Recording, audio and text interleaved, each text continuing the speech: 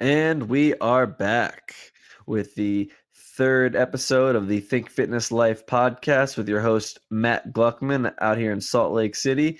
And over there, we got Eric Menchie over there in Boston.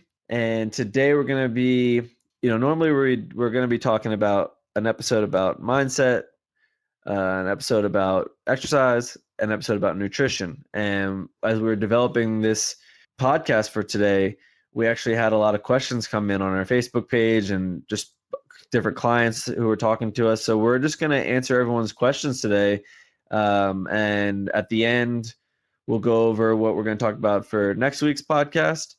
And to begin, I know I have something, a little media hot take, but Eric, do you have anything you want to talk about? Anything fitness in the news related in the last week? Just study came out, what we've already kind of known and talked about in the past, but that exercise can actually prevent aging and the aging process, metabolism, all that stuff. I know it's kind of been harped on, a lot of people know it, but just kind of funny to see that pop up in the news again and circulate. Age is not a number. Keep working and you can delay the aging process. But what do you got? No, yeah, that's actually really good because I think one thing that needs to be stated and probably repetitively stated is that you're going to do better benefits for your body if you do 5 minutes of sprint intervals 5 times a week versus an hour or two of walking 5 times a week. And that's what that study is talking about on the cellular level, and on the you're reversing the aging process on the cellular level when you do interval type workouts. Absolutely. We're keeping the mitochondria healthy. There you go. Look, Eric's our scientist, everybody. He's if you don't know yet, the guy's got multiple degrees, multiple certifications. I'm just like the street smart guy, and Eric's got more book smart. So it's always good to have you around to correct me when I'm wrong. I'll just add some stuff in. That's all it is. Combining everything. There you go. Yeah, I wanted to talk about Shaquem Griffin ran a 4.3840. It's record-breaking time. It's really amazing feat, honestly. That's fast. And if you think about, not only the speed of these people, but like the inertia. I mean, this guy's like 6'2", 185 pounds, coming at you at that acceleration. I mean, I know it would just break me if I was just standing there. If I was a football player, I'd just get destroyed. But pretty amazing what people can do out there. Did he run the fastest 40? That is the fastest 40 at the NFL Combine or something like that.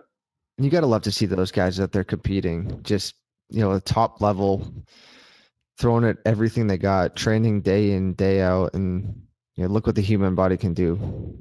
I mean, fly. That is fast.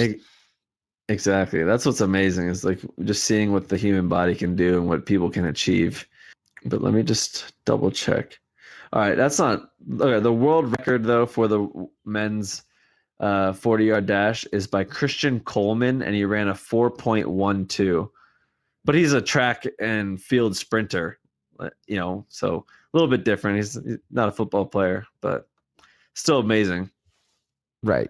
Because I think, who was it? Sanders, maybe, has the one of the fastest 40s for a football player, like 4.26, I think. And that was Sanders. That was back in the 90s. But love to see that stuff.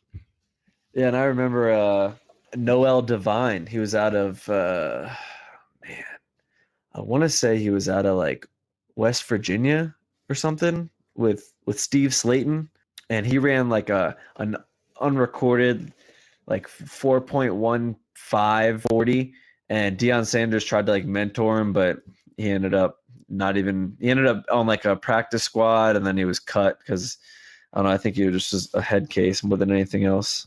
Yeah, and a lot of people say, well, this doesn't transfer over to football skills and whatnot, but it's a good measure of fitness, speed, and overall agility when they go through the combine. And for us number people, they want to see that, and when scouts see this ability, they see potential in these players, which is great. Didn't you see the guy that from I think it's Central Florida bench press 225 with one arm, I think 20 times?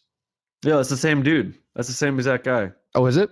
Yeah, Shaquem Griffin. Yeah, he has like a prosthetic hand or something. Yeah, he benched 225, 25 or 20, 225 20 times. And what's amazing about that video, if you watch him, it just looks like he's bored. Like it looks like he could have kept going. Animal. Good for Yeah, him. Overcome everything. Nothing stops the guy. I hope he gets exactly. drafted. Hope he has a successful career. Yeah, he'll be a great linebacker. All right, let's get into these questions because they're gonna take up the whole show today because we got a lot of questions to go over. Yeah, where to start? Let's see. Let's start off with Mike's question. And he said, would high dosing of fish oil improve me cognitively versus just regular dosing of fish oil? And I know, Eric, you did a little bit of research on that this week. I did. What you got?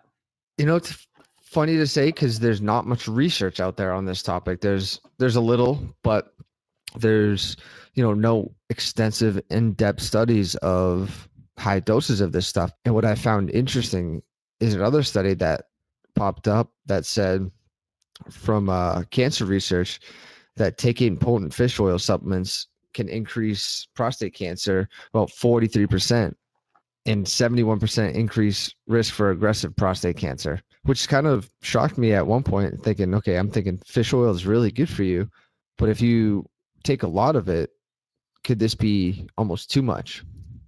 And I also found that there's not a lot of research that says that it works, but then there's some research says that it does. So it's kind of back and forth and studies are inconsistent. So on this one, you might benefit from high doses. Would I recommend it? Probably not. Yeah, I'd agree with that. I mean, obviously there are cognitive benefits with the omega-3 fatty acids and the omega-6 fatty acids, and your body's not going to produce these, so it's best to get them in your foods. I would not recommend fish oil supplements versus just getting good fish in your diet and a good healthy diet consisting of oils and different fats and different protein sources such as fish. But the idea that fish oil helps with you cognitively is absolutely true. People use it, they use it to help with depression, bipolar disorder. They actually use it for ADHD, prevention of Alzheimer's, schizophrenia, PTSD. And I don't know, you could probably have a clue better than I can, but I would guess that it has something to do with sort of preserving the fat on the myelin sheath of the neurotransmitters. Oh yeah, you got it right there. And you beat me to it. What you said at the beginning was get it from real food in the diet. And that's what I found a lot is, a lot of these people are turning to these supplements to rely on, and we really don't know the quality that's in these supplements. So are we getting good fat or are we just getting like filler stuff? And I think that's where you can see the research kind of get skewed because, all right, say you're eating a seafood diet, fresh from the ocean, high dose. You might have a different outcome than popping 4 or 5 pills of fish oil a day or upwards of that. But I think you nailed it. Keep seafood in the diet. You want that healthy fat, but get it from natural foods. Yeah, and we're always, at least I'm always going to be that way. No supplements, no shortcuts, because shortcuts create shortcomings. Get your food, get your nutrition from your food because of the bioavailability. You're going to absorb so much more of that omega-3 fatty acid, omega-6 fatty acids from eating something that your body has to digest versus popping a tablet or popping a capsule. Plus, there's actually been issues with people in certain supplements because of the sourcing, where it comes from, stuff like that, the quality of the fish oils that they're getting it from, or the quality of the fish that they're getting the fish oils from. There's issues there. There's issues with people having heartburn or indigestion with the high dosing of the fish oil. That's the only other really negative side effect. Maybe bad breath. But if you are going to take a fish supplement, I would recommend krill oil.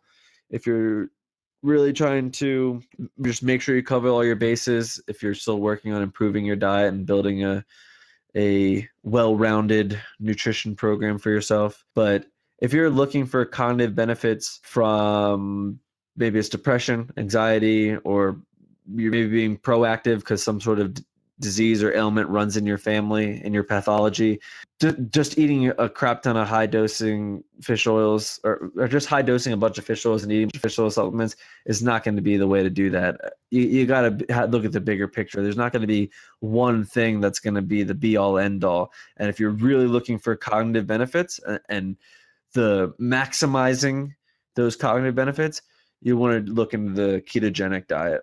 Absolutely. And the main thing is supplements aren't a go-to first option. Have food readily available or an idea of what you want rather than going to these stores and, getting almost not suckered into buying, but thinking that you're getting high quality supplements and you're not really. Yeah. And the other thing is every single supplement either has like some sort of crazy chemical, or titanium dioxide is one that's really popular. And, there isn't much research into its negative side effects, and sodium chloride is another one. There's no research showing all these negative benefits, but I can tell you 5,000 years ago, they weren't eating things with titanium dioxide in it or sodium chloride in it.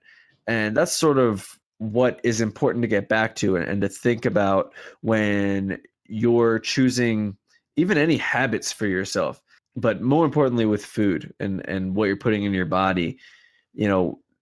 It's cool to look back, and history is amazing. I mean, we don't have to get into it right now, but just sort of the way that we've come to eat certain foods and the way we process certain foods and why we're doing that.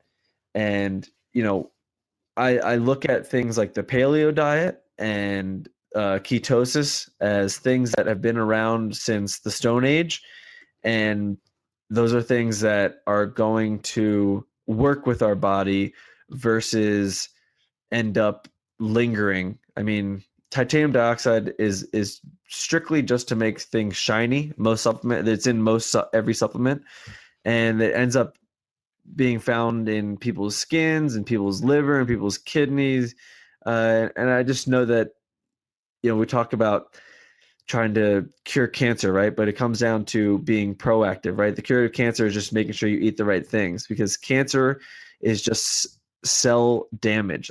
That's what it comes down to, is you have repetitive cellular damage, and then you have dysplasia, and then cancer. So I don't want different metals hanging around in my body, at least. Don't need it. Don't want it.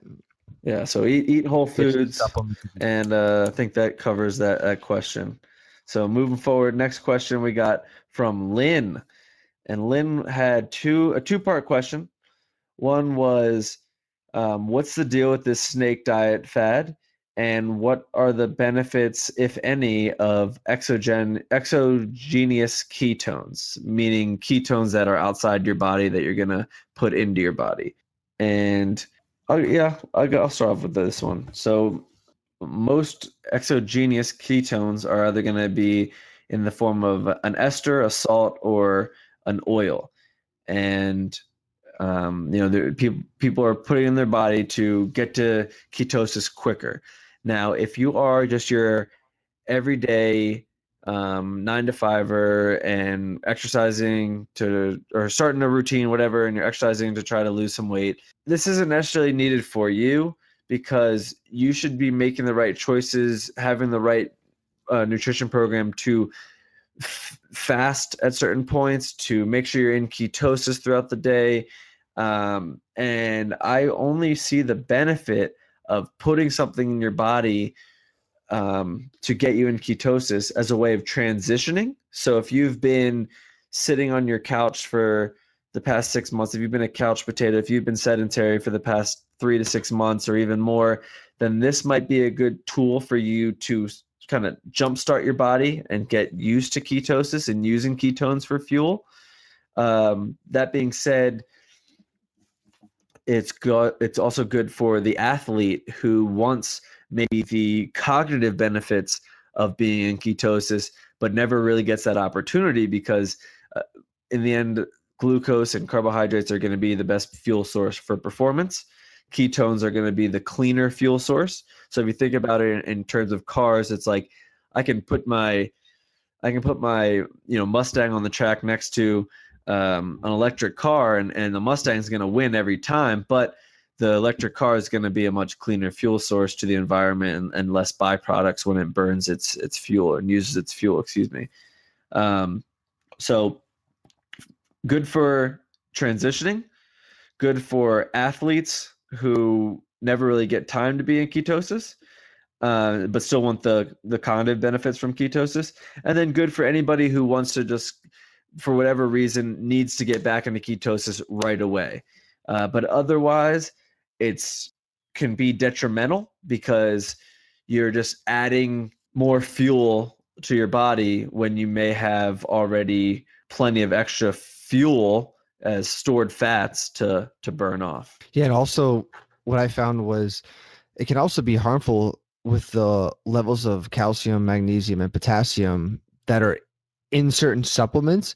You can actually almost overdose on that and disrupt your heart rhythm. And, at the end of the day, if you do that, can you shut the heart down? If you just feel like you want to be on these, just be careful of how much you're taking in, because the dosage are very high to get the amount of ketones your body needs. And I always tell people, a couple things. Are you using them for a ketogenic diet, but are you truly looking to get into ketosis? Like, this is something for people that want to get into ketosis and stay there, not just, I'm going to try a high fat, lower carb diet. This isn't really going to help you, because same thing, we can kind of get into how long it takes to get to ketosis. You got to go past gluconeogenesis first. And sometimes this takes upwards of 7 days for people. And if they're just taking it on a normal diet, they're never going to get to ketosis. But the same thing, they could be using it as a extra energy source or thinking that it's working. That's a good point. And this was another one that I found interesting. A lot of these companies are making these supplements that they want to catch on. And I get it. People want to get to ketosis. Ketogenic diet is very popular right now. But do we really need excess stuff put into our body? Yeah. And it goes back to the whole food versus supplements. At some point, these man-made supplements can have a detrimental effect on the human body. You can OD on these things fairly easily because of the amount that you can buy them in the stores or the serving sizes you're taking them. So if you're out there, any kind of supplements, just be careful of what you're taking in and how your body might react to it. Yeah, absolutely. I mean, part of the Think Fitness Life is be skeptical. And in the end of the day, everything's a business, and they're going to try to sell you the supplement. They're going to try to say it's healthy. They're going to try to say it's the best thing you need. They're going to try to say it's all you need, right? Whatever they can to get that sale.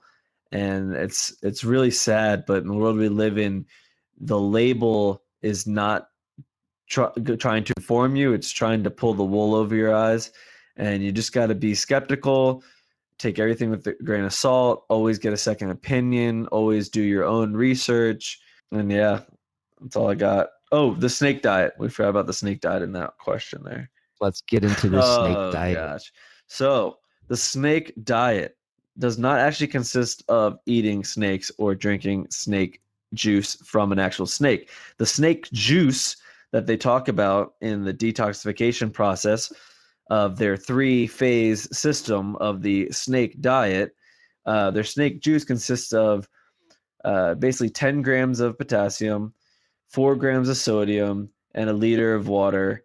Then you do other different detoxes and stuff like that. I didn't really get too far into it because it's just the same thing. It's ketogenic in a different way. It's this guy, Cole Robinson. He's got some videos. He yells at you. He curses at you. If that's what you're into, maybe that's what you need. Great. Otherwise, I don't know. Just not really for me. I don't really like his approach and the way he handles things. Did you ever hear this before the question was asked No. today? Neither have I. I looked it up, and same thing. I didn't find any research on this. It's more now on the website. It claims that there's research out there, but I couldn't go and find any, which I same thing I'm skeptical about. It comes down to what you said, be mindful of these so-called fads. Yeah, like I'm sure that guy's really smart, and I'm sure it works. And his approach is that, most times if you go ketogenic diet right away, it's going to take 2 or 3 weeks for you to get into ketosis. And his approach is he's trying to streamline that. He's trying to get you into ketosis right away, along with flexible dieting, intermittent fasting, and informational videos and a free T-shirt. Again, it's just somebody trying to sell you something, which, in the end, everyone's trying to do anyway. So if it's good for you and you need somebody like that with that attitude, go look up Cole Robinson on YouTube, check out some of his videos and see if it's what you're into. Because again, it's just ketosis. It's just a ketogenic diet, but you have somebody there to sort of check on you, yell at you, and keep you motivated. And it said it was upwards of 48 hours of fasting, which is pretty long. And it said also on the lines of you can kind of adjust that. So we're just talking on the same lines of intermittent fasting, same kind of concept. When you have your refeed meals, you're limiting the carbs, you're keeping that low, which is fine. It works for people. I'm okay with it, but same thing. This is something you can't sustain long term. Maybe 3 to 6 months, but 6 months, year plus, we're going to start to have side effects that are going to kind of turn the body against itself and lead to kind of permanent intolerances in the body. So if you want to try it, be your own kind of guinea pig, but I wouldn't recommend. I'd recommend a balanced diet, a lot of vegetables, get some fruits in, some protein, but really keep that gut health in check with food, not just kind of limiting food from your body. Because snakes are different than humans. They can go months, upwards of 6 months without food. They alter their Wait, metabolism. is that why he named it? Because he's talking about living like a snake? Yes. I was thinking it was like snake in the way that you work your diet. Like you'll eat like a dinner and a breakfast, but you might not eat a lunch and a dinner. And then you go back and you eat breakfast and a lunch the next day, but not a dinner and a breakfast the next day. I thought it was like how he was snaking your diet schedule. Okay. Oh, gotcha. No, it's more based on the reptile, and they can go days, weeks, months without food, but they can alter their metabolism. That's how their body is developed. The human body's not developed like that. We can't. Well, we do change your metabolism because it said snakes they'll burn fat, then they'll lose muscle mass, and then they'll start breaking down. But they can slow their metabolic rate real slow where they don't require a lot of energy. We constantly burn or require energy throughout the day. So I see where he's coming from, but we're completely different than a reptile. I don't think we can function like that. Are you sure we're different than reptiles? Maybe not. I mean, I'm warm-blooded. I don't have to sit out in the sun to get warm. I don't know. I just like. But I also found with these snake diets and intermittent fasting is when people get to the refeed or that time where they eat, people will overeat. And if it's been shown in studies that animals and people will tend to overeat once they're allotted food. So this is where it comes where people don't see the weight loss or they see the fluctuating back and forth is because when they go to eat, they actually take in more calories than they think they are and they overeat, which again leads to imbalance and back to where we started. I think one thing that needs to be mentioned is just a lot of people that are using these diets to try to achieve something and trying out all these different fads. You got to put the work in the gym. I know it sucks. I know when you think about it, you just want to avoid it because you want to avoid suffering and feeling the pain and sweating and other people are going to look at me at the gym and the anxiety and all this stuff. But at the end of the day, you just got to do it. Go do it. Go to the gym. Work out, work on your lean muscle mass, because what's going to happen with your diet, coupled with exercise, is you're going to be targeting lean muscle mass, so your body's going to be promoting that lean muscle mass as you're burning the fat for energies. And now you've also increased your metabolic rate, and it's just a much better approach than just trying out different fads. So keep that in mind. Yeah, and I think that's all I have on the snake diet. I don't have too much else to say about it. It's up and coming. It's a fad. It's not sustainable. Yeah. All right. I got one more question, but we'll save it for the end because it has to deal with like a lot of recipes and stuff like that. So You got it. So I got one coming from a client. The question was, are homemade salad dressings viable? And if so, what can you put in them to make sure that they stay healthy? What do you got? homemade salad dressings. So there are a couple that there's probably like two that I'll make myself. So I don't like sugars, but if I am feeling kind of antsy or a little wild, I'll go a little honey and Dijon mustard. I'll mix that together and make like a you know a what do they call it, honey mustard sauce. And I'll make that as like a light dressing. Other times, I'll do a little bit of vinaigrette, olive oil, and a little bit of fresh ground black pepper.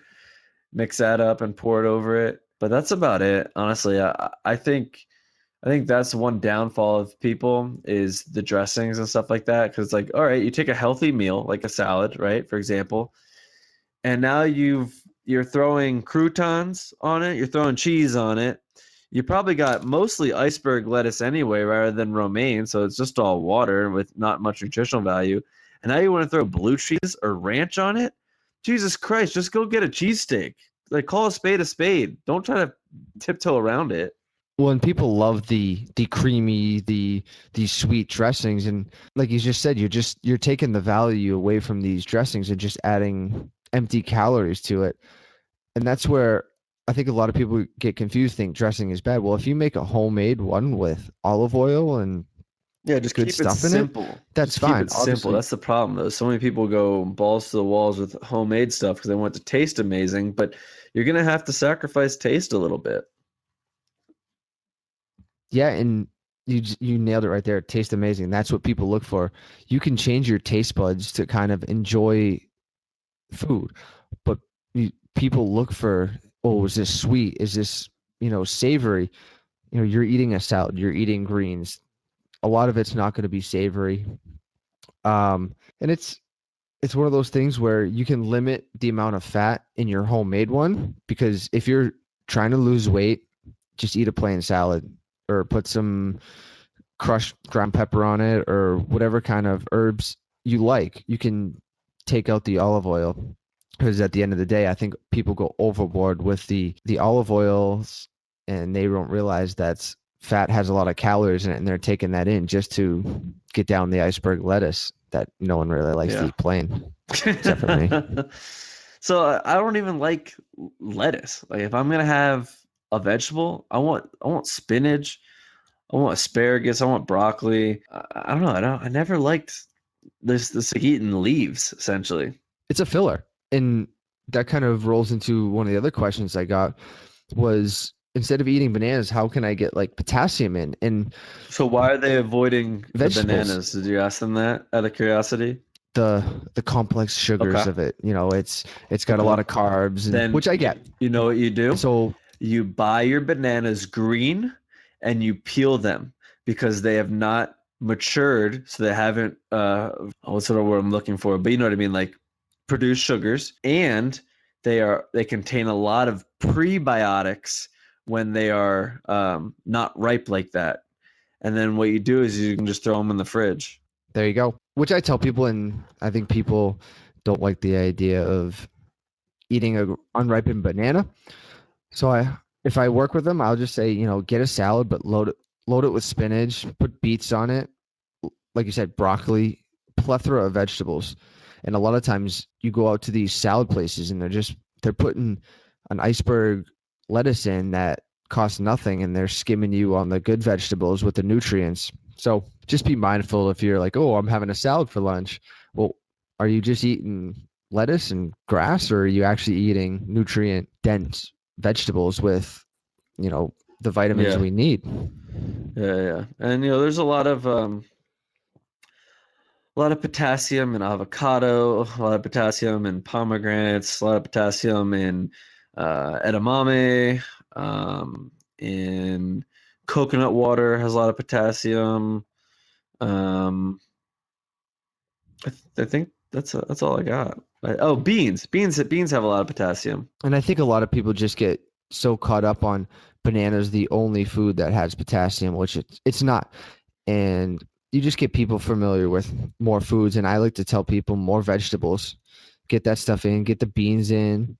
You know, that stuff is great for your gut health. If you're same thing, if you're looking to lose weight, it's gonna cut your calorie intake just by eating and then more vegetables. Real quick, the best way to say prepare a potato or prepare beans or prepare oats is going to be in a type of pressure cooking setting, essentially a crock pot, or even if you have a pressure cooker, great. But the crock pot will be enough because it has to do with it breaks down the lectin protein itself so that it can be absorbed or broken down by your body without any issues. Otherwise, if you just say bake a potato in the oven, just like eat like a tomato, there's just so many lectins in the seeds and the skin, or peppers in the skin. So it's like if I eat a raw pepper, I'm skinning it, and then I don't eat the seeds. But if I'm making a chili in the crock pot, I won't even bother taking the seeds out or de-skinning it because it's being pressure cooked.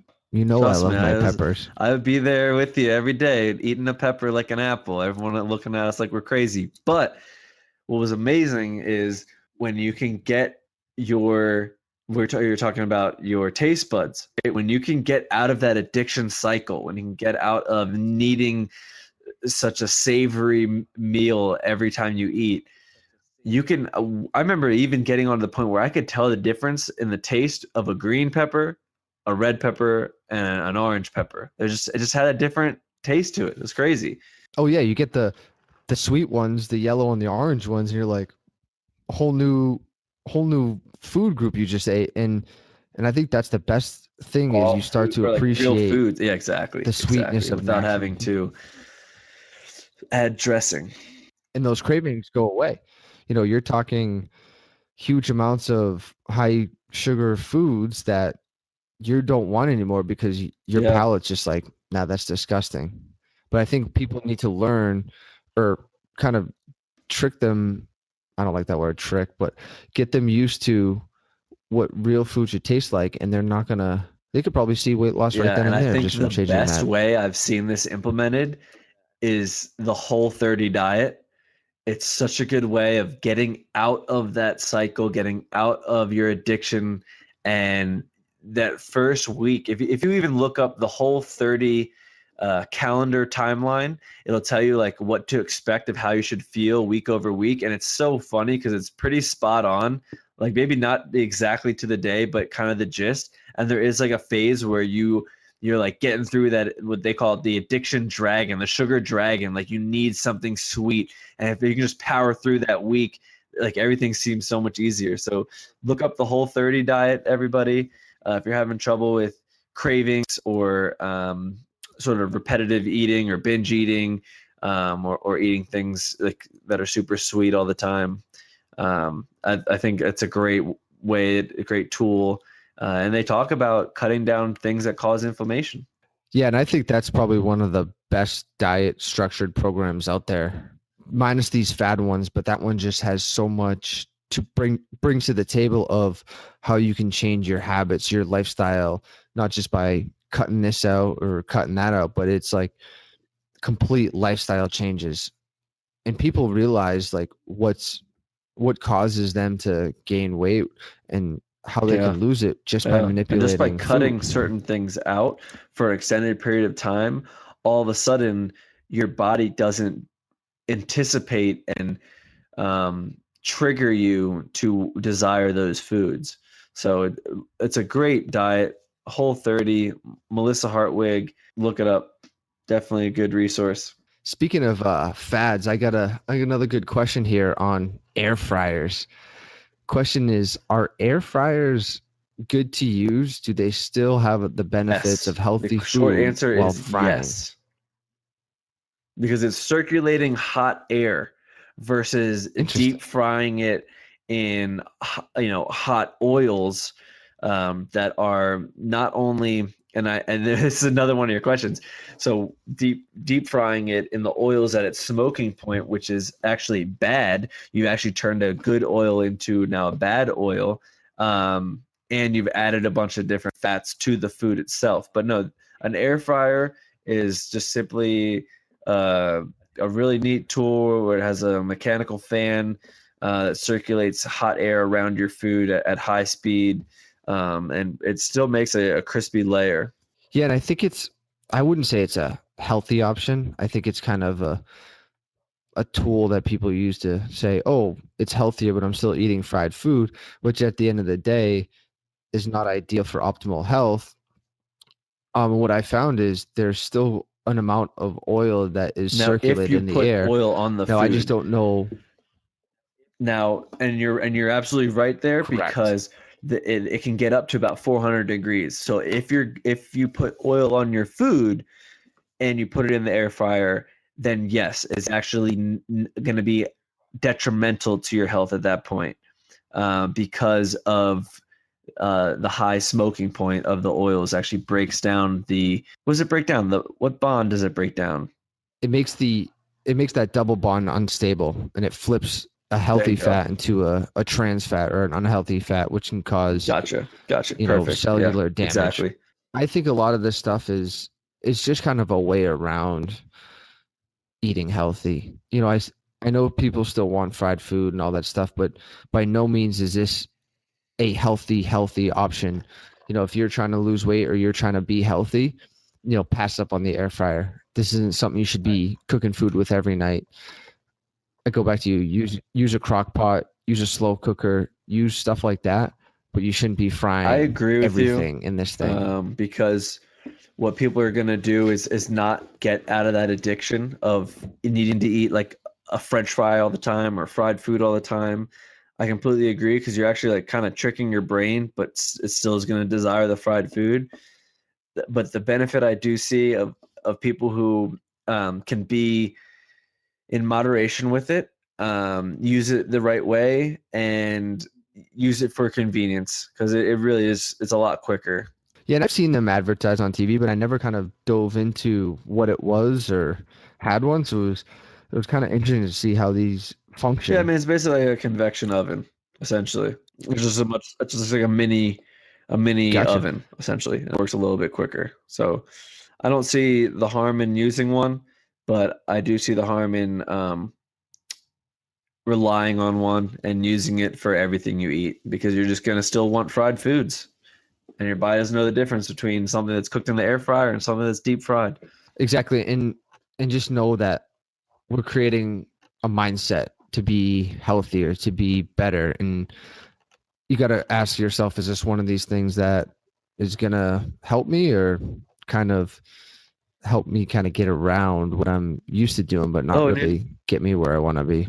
So I thought that's a good question. I just looked it up right now, and it actually just says it uses between 70 and 80% less oil than a traditional deep fryer. So it still does have oils in it. So I'm actually going to go back and say a big no on the air fryer, because like you were saying, we're at that high smoking point of those oils, and we're still going to be eating trans fats. Right. And I think, and that's where a lot of people get messed up with. And that was a big question that we have is oils to use while cooking. What oils are best to use with heat? Okay. There is a lot of oils out there that people like to use. And I think there's a lot of stuff that people need to know about overcooking oil or really getting it to its smoke point, which that's the point where this oil is going to break down at the molecular level and become bad, become detrimental at that point. Yeah. So it was a great question, because there's a lot of things to talk about here. Now, when it comes to cooking in general, you want to avoid burning things, because you get what's called benzopyrenes, which are carcinogenic. So cooking things at super high heat is actually not a good thing. That being said, if you're going to be cooking with oil, most of the times your extra virgin olive oil is going to be fine to pan fry something or stovetop cook something. But if you're going to put it in the oven and you're gonna like drizzle a little olive oil on something, extra virgin olive oil, the oven needs to not be hotter than about three. I think it was like somewhere between 320 and 350. If it's going to be between that range or higher, then you don't want to use extra virgin olive oil because you're getting it to its smoking point. And the best oil, so coconut oil is going to be it's about 350 a smoking point also. But the best oil that has the highest smoking point is going to be your avocado oil. And it's pretty expensive, so I don't really highly recommend it.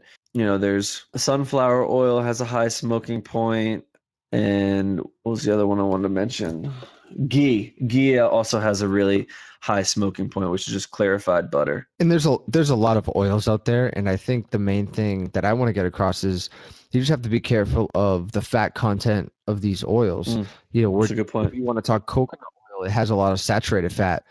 So I know there's a big craze on that lately, but you have to understand that coconut oil can be up to 70% saturated fat. In the long run, is that good for us in high amounts? No. So just be careful if you're going to cook with oil. Make sure you kind of do your research on monosaturated, polysaturated, and saturated fat content of these oils and how they can affect our health.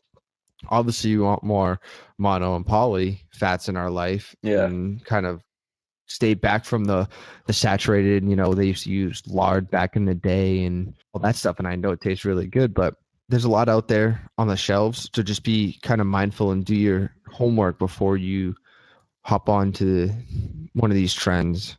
Yeah, and actually butter is really not that bad for you, but the sourcing, right? Like what brand of butter are you buying?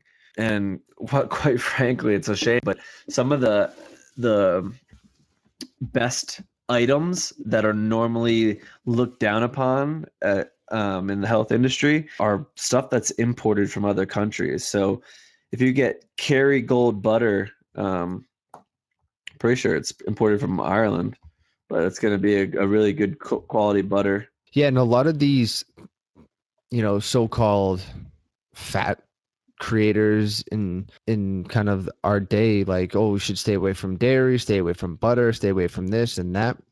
You have to be careful. I know you've mentioned this multiple times of, what the industry is driving and how politics can play behind these things. Because we get another question of dairy. It says, what is a daily limitation of dairy? And it's kind of a good question because there's no really limit or recommendation of what you should have. But the big thing I found is that, maybe 10 years ago, the milk industry was kind of attacked. And it was, milk causes you to gain weight, to gain fat. But what happened is a lot of people cut out the dairy and the fat and they substitute with processed sugars and carbs, which led to weight gain, which is just marketing. It's all politics that has to do with that, saying that fats are bad. No, fats are bad. Carbs are good. And then, the FDA came out with saying that coconut oil is bad for you. And everyone, all these scientists who are studying it and seeing the research and done the research said, no, that's wrong. Coconut oil is actually a better fat for you. But kind of back to the point, just because it's a little bit better of a fat source doesn't mean you go and use it all day, every day.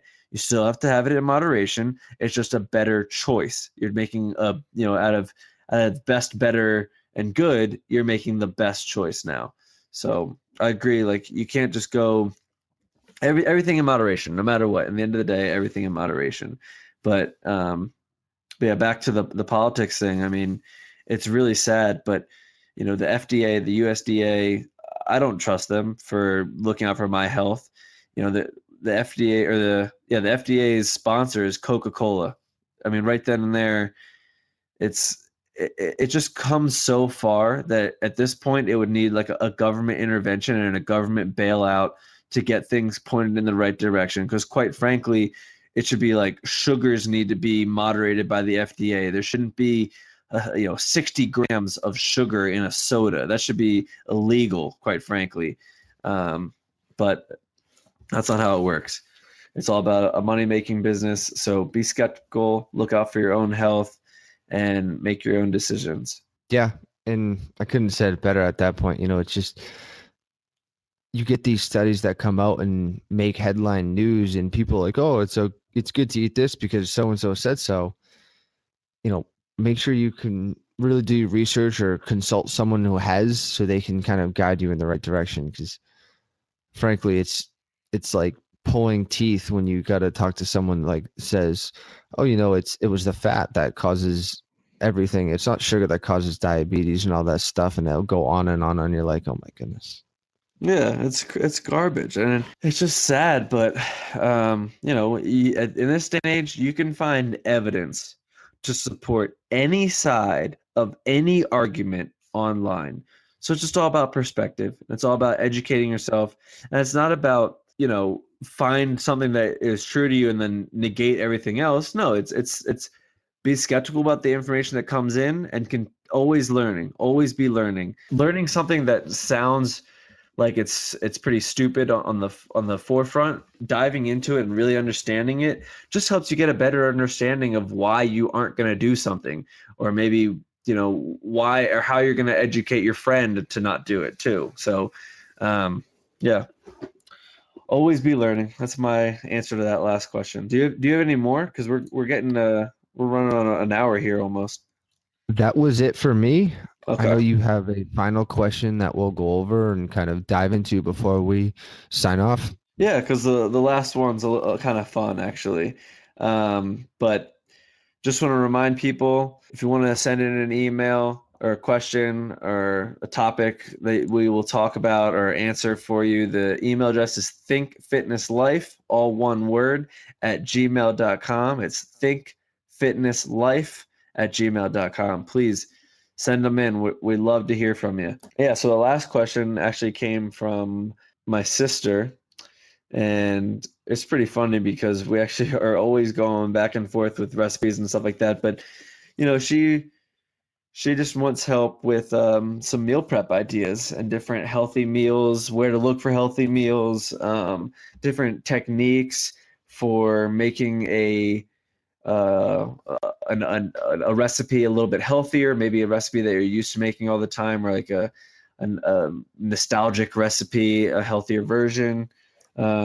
So yeah, I mean, I use Pinterest a lot when I look up or trying to get ideas for healthy meals. I think it's a great tool to find a bunch of different recipes and just kind of pick and choose different parts of different recipes or get different ideas. But as far as like meal prepping is concerned, got to have the crock pot. But also, you had a really good oatmeal recipe for the crock pot that I started using and I love now. And then also there's like a really good egg casserole dish where it's ground turkey, spinach, and egg. Bake that in a Pyrex dish, and then you cut a little slice out every morning, hit it in the microwave, and you're good to go.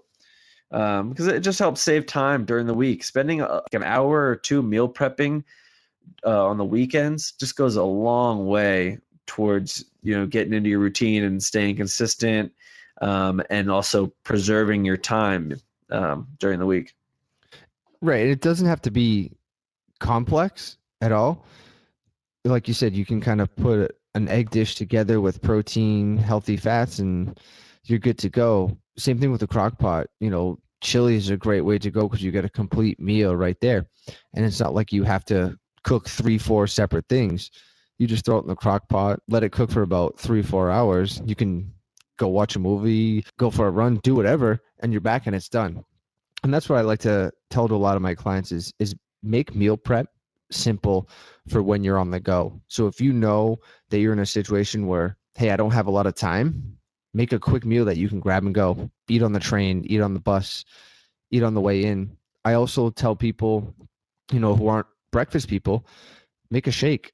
And I don't mean meal replacement shake. I mean spinach, blueberries, strawberries, maybe half a green banana. You could throw some chia seeds in there. I like to put some oatmeal from my crock pot in there, blend it up. In the morning, I am good to go. There's a shake right there. Get some nutrients in, and I don't have to really worry about cooking in the morning. Yeah, absolutely. I mean, I start I boil water because I like making a fresh pot of coffee in the French press every morning, and then I'm putting oatmeal in a bowl, hit it in the microwave with some blueberries or blackberries on it, And yeah, I mean, I'm out the door within 30 minutes, eating, getting ready, doing my hair, whatever. I just try to make things simple on myself. So another good one too is for lunch ideas. I like a chili recipe where it's just simple, it's just peppers, beans, ground turkey, um, tomato sauce. Again, when you're looking for these brands, look for something that's made in Italy and imported. It's going to be better quality, better regulations, more natural food selections. I make rice, and then I have a Tupperware it out, chili and rice for the week. I also really like pan dishes, kind of throwing everything on a pan and throwing it in the oven and calling it a day. So, if you put the oven to 350, throw chicken in a Pyrex, throw broccoli and carrots on a pan, put them both in there.